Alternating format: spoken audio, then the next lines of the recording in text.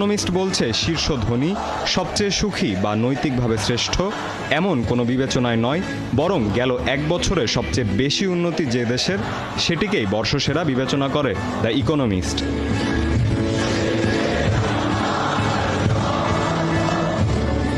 সেরা দেশ বাছাইয়ে এবার নিজেদের মধ্যে দফায় দফায় বিতর্কে লিপ্ত হন ইকোনমিস্টের সাংবাদিকরা। তাদের বিচারে ছাত্র জনতার গণ অভ্যুত্থানে একটি জাতির ঘাড়ে চেপে থাকা ১.৫ দশকের স্বৈরাচারের পতন বিশ্বে এক অনন্য ঘটনা। দেশটির নতুন পথ চলায় হাল ধরেছেন শান্তিতে নোবেলজয়ী ডক্টর মোহাম্মদ ইউনূস। এটিকেও অনন্য বলছে economist. Investing in youth and supporting SMEs. তাদের মতে বাংলাদেশের নতুন পথ চলায় চ্যালেঞ্জ আছে, সেই চ্যালেঞ্জ মোকাবেলার অভিপ্রায়ও আছে।